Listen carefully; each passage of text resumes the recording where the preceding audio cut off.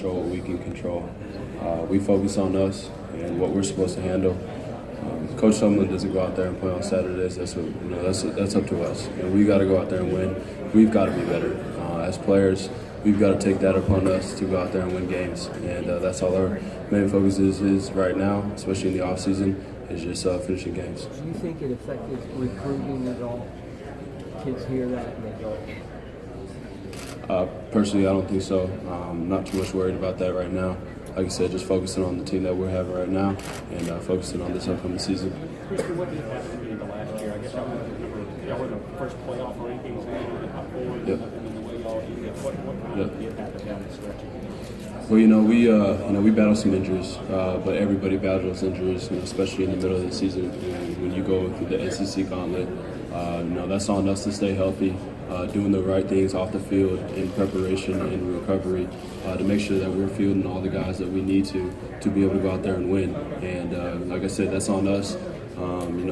Being able to go out there and win those games. And to be a top team in the SEC, you've got to be able to go out and play those LSU's, Alabama's on the second half of the season, especially when you're banged up. So that's been an emphasis on us, is just doing all the little things to be able to finish in that back half of the season. As a receiver, what's it been like as far as not just having the stability? I guess it's been it seems like it's been somebody different every year, and you've had a different quarterback every year. How difficult has that been on you as a receiver? It hasn't been too difficult.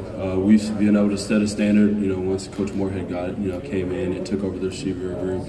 My freshman year after Coach Beatty left, we've set a really high standard in that room, and I believe that we've been able to live up to that standard and just make plays. The quarterback's job is to put them in our area, and we got to go make those plays.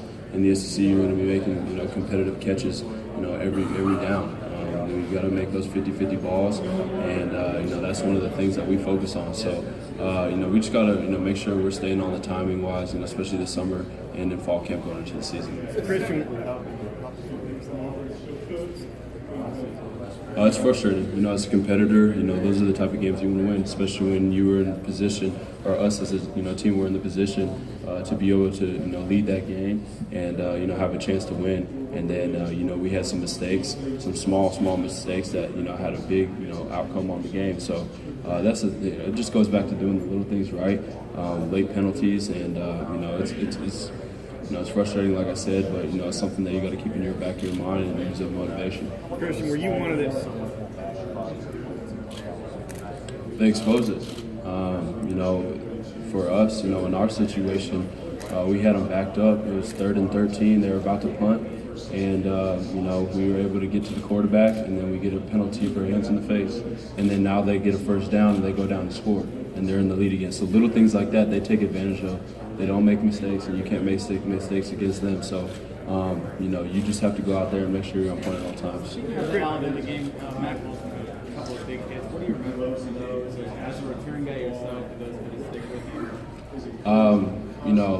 I wasn't the specific returner that returned that ball, but he made a great play. That's a big time hit, and those are the type of hits that you got to expect to take when you're playing top tier teams like that in the SEC. Every week they got guys like that running down there, big 250-pound linebackers running down, trying to take your head off. But that's on us as a return group. Make sure everybody does their job and get their blocks. Christian, were you one of the underclassmen that got to work out for NFL scouts in the spring? We didn't work out. All we did was just get our measurements and do a couple of interviews. What are your thoughts about the possibility of entering the draft as an underclassman? It's nothing that I'm worried about right now. Just focus on trying to have the most successful season right now, and trying to go win a championship. Focus on this team and make sure I'm the best leader and best teammate I can be. Christian, Coach Sumlin was talking about his old days as a wide receiver coach. Is he taking on your group of receivers? Is he taking on more or less, duties with you guys and hands-on approach? He's definitely taken on more than in the past, or since I've been at A&M. He's always over there when we're doing one-on-ones, release drills. He's always out there teaching us, the nuances that he knows and just giving us little tips here and there. He spends a lot of time over there with the offense, so he's been more involved than I've seen in the past, and he's really on a mission. I've seen a lot from him. Him just getting on track and being more involved with us on the field, and he's definitely on a mission this year and has a plan for us. Do you feel like that November, the last couple of seasons, there has been this tailspin or tail pump the two guys. I mean, what's the common thing you need to change to have a stronger finish to the season? Right, I think obviously one is the injuries, just limiting those injuries, especially with amongst our starters. But I think another thing is just staying locked in. That back half of the season is a grind. It's not an excuse. It's the later part of school and classes. You got a lot of homework and stuff off the field you got to deal with, and your body, you're just naturally tired. But like I said, the great teams, are able to focus on that. And when they go to work, they go to work. And when they step on the field on Saturday, they go win. So that's something we got to focus on. What do you appreciate more, a touchdown reception or a touchdown special teams?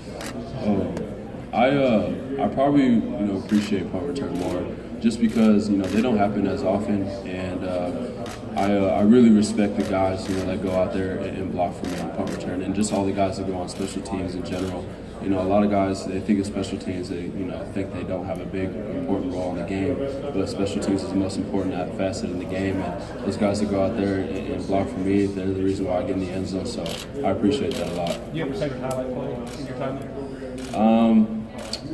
I would say my punt return against Mississippi State was probably my favorite one, just because it's the longest, and it was in a big time part of the game, and a play that we needed to be made, and as a group we stepped up and made that play. Talking to a lot of the kids over at State 7-on-7 back in Texas, when you ask them who do they want to model themselves after, who do they look up to, the overwhelming answer is you. And in your first season, do you see yourself as kind of that guy that's kind of the front of the magazine kind of guy, or is it weird to look back on your career so far and kind of see where you've come and how people view you? Yeah, I think it just it just all comes with hard work, and my hard work has been able to put me in the place where I'm at today.